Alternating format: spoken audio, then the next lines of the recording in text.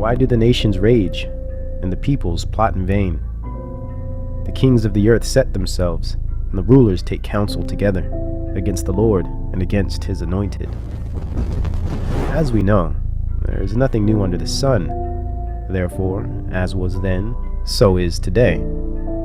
Can we not see these things transpiring before our eyes? The kings, rulers of this earth operating in absolute defiance to nature, all the while professing to be acting for the benefit of it and to save it from us, the peasantry, the proletariat, as they transgress the Creator in bold face and transform his creation in real time with artificial materials, synthetic concoctions and witches' brew, alchemy and pharmakia, Enochian magic and scry mirror conjuring, technology as a weapon in the guise of convenience, security, and necessity for the perfection of mankind, as if the Creator somewhere made a mistake. Now therefore, O kings, be wise, be warned, O rulers of the earth. Serve the Lord with fear, and rejoice with trembling. Kiss the Son, lest he be angry, and you perish in the way, for his wrath is quickly kindled. Blessed are all who take refuge in him. While the secular, the humanistic, atheist, and agnostic take refuge in the world, the knowledge of fallen man and many sciences, with their fluctuating facts, malleable truths, conflicting analysis, and wicked, demon-eyed button pushers and scribes, they are betrayed and swindled into slavery.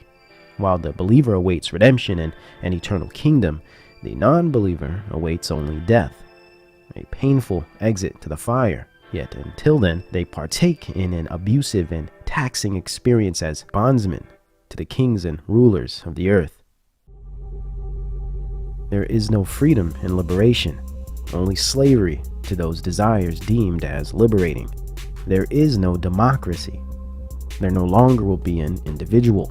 The anti-individual and statist organization of the collective, progressive, and sustainable utopia will bring equal slavery in the guise of world peace, freedom from crime in the guise of global police henchmen. The anti-individual state, therefore, can criminalize anything: speech, citizen autonomy, choice, and thoughts. Self-protection and assembly will be prohibited due to a perceived threat to the common good of the collective group. Individuals, in fact, will be criminals by default, unless they are part of a state-approved group with a state-approved worldview, registration, belief system, and deed of action. Self-sustenance will also be prohibited. Food and all need will be supplied by the state only, and any action taken otherwise will be considered a crime and threat to the security of the collective and hive mind, the gentry, the world market, and global citizenry.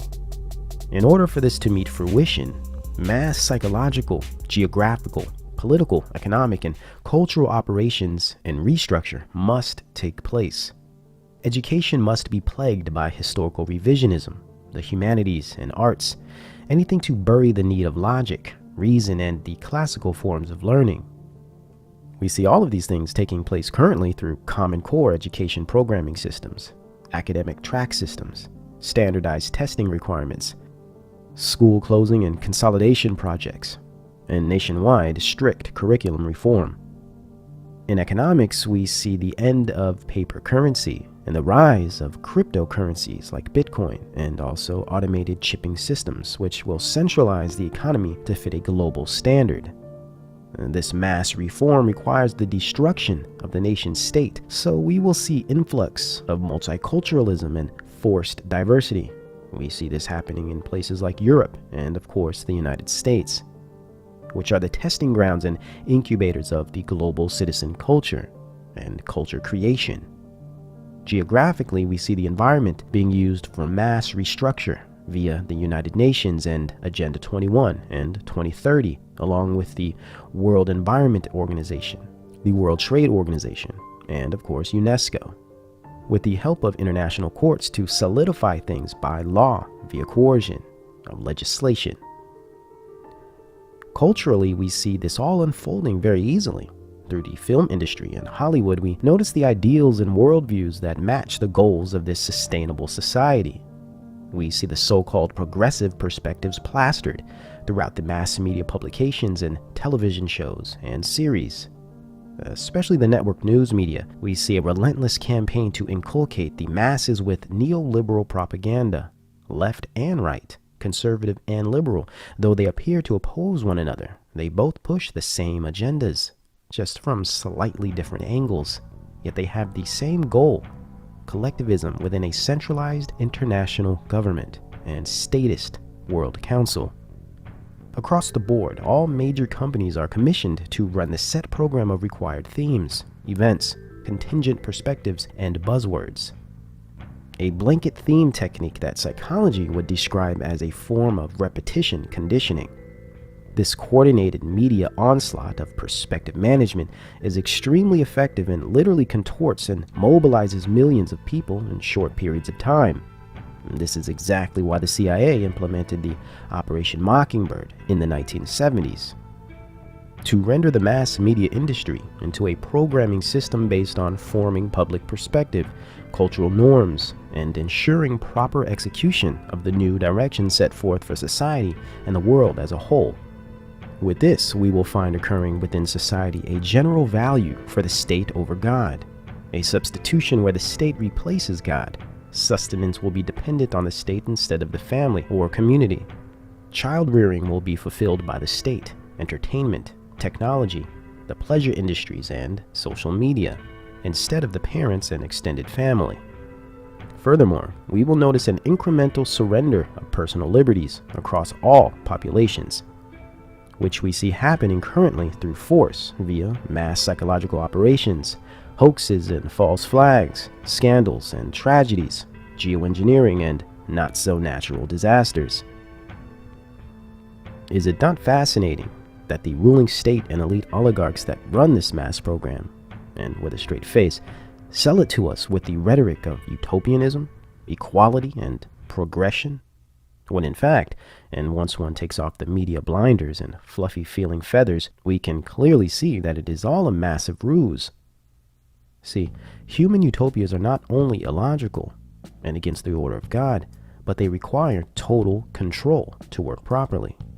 In other words, utopias are ultimately dystopias. This is why we see the breakdown of morality and the influx of depravity and so-called tolerance. But tolerance to what? In fact, it seems like the only growth of tolerance is in that of tolerating the profane and unnatural. Yet we see concurrently a growth in intolerance of staunch moral codes, biological law, social rules, and Christian worldview. History has brutally described how the loss of order and morality within a society always precedes its fall and destruction. Or as Aldous Huxley so precisely stated in his novel, The Brave New World, as economic and political freedom decrease in a society, compensating sexual freedoms and immoral vice increase. We are manipulatively convinced by the state that freedom is only displayed in limitless exploration of personal desire.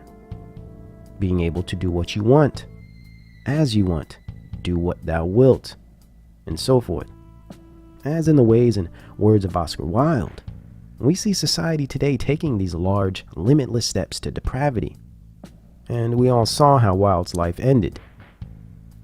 With this, we see the steady implementation of normalized pornography in society. Young and old, women and men, are initiated into the pleasure industries by way of instantaneous induction. We call it the internet. Prior to the internet, adult films were expensive and hard to come by.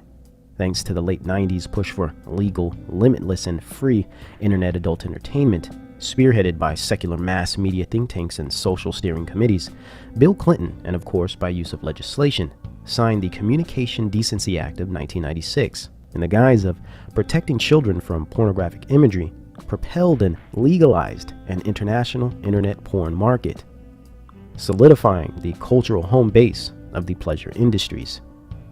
Next, Hollywood was called to the floor for its expertise in culture creation and public perception management skills. and it released the groundbreaking, or should we say moral code-breaking film, The People vs. Larry Flynt in 1996, conveniently during the signing of the Communication Decency Act, followed by the nail in the coffin porn industry glorification project and propaganda film Boogie Nights in 1997. From this point forward, pornography was legally and socially normalized into society. As well, society was being primed for the following moral decay projects of the 2010s, in which all moral taboos, sexual desires, identity disorders, and obsessions would be promoted and enculturated. This was not only done as an attack on the Christian morale and worldview, but further, an attack and follow-up brigade from the 70s attack on the family, the steady deconstruction of the God-ordained mother, father, and child, which would be a requirement to the deconstruction of the individual and the formation of the dependent yet liberated secular humanist collective global citizenry. This was, in addition, a move to build an innate dependence on pleasure, sexual stimuli, and kink within the populations, which would debase society into frothing humans acting as animals. Therefore, the state could produce vast and complex pleasure industries that would fulfill the desires of its dependent population, and further driving society into status-designed captivity, and further pushing away God from his people. A limitless desire and the exploration of undefined pleasures is indoctrinated into us as a true form of being free, when in fact, freedom, true freedom, is always a question of morality. As Augustine stated, a man has as many masters as he has vices, demonstrating that limitless desire results in vice, based on the inherent fallen nature of mankind and natural susceptibility to sin, that in turn will always become one's master. And this immediately refutes the idea of limitless desire as freedom. In fact, it is the opposite. Here we gather the satanic law of reversal, the inversion of God's creation as a game plan and mission of the state, the magnum opus. But yes, limitless desire is actually freedom, the freedom from morality. Yet it is also enslavement to those limitless desires. We understand that true freedom is the relinquishing of limitless desires and the clinging to of morality, faith, and spiritual knowledge of God that completes the soul with a spirit that frees one of need and propensity to the lusts of the flesh, eyes, and pride of life. Hence John 8:32. Then you will know the truth, and the truth will set you free. The fall of mankind is preordained, yet there is a method in which it is designed to happen. And we are seeing this design unfold before our eyes. Moreover, the depletion of objective moral law and proliferation of hedonism and the pathological pursuit of personal desire by default leads any population to ruin and destruction. Yet the current state of society today is oblivious to this history. Could it have something to do with the blanket-themed mockingbird mass media programming of neoliberal worldviews that complement this progressive and dystopian tolerance? Could it also be the addition of a standardized, robotized, and streamlined education system plagued by historical revisionism and the denial of God? But let us not forget the multi-layers to further this cloud of deception, in which we find entertainment to cull the masses into submission via pleasure, insecurity, and identity dysphoria, followed by the drug use and addiction that it promotes, mental disorder and mood instability that it also promotes and induces, with the included fear programming of news media and identity weapons like social media.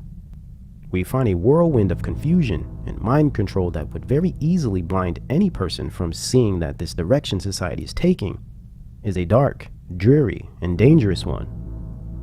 Aside from God's chosen and reborn, redeemed, repented, renewed in mind and spirit, and walking therein, the rest of the world and its followers are simply food for the beast system, bricks in the wall of its smart cities, wide-eyed faces stuck in the screens of its AI technology, and hounding dogs circling its pleasure industries, all the while clueless and blind victims of its coming fall.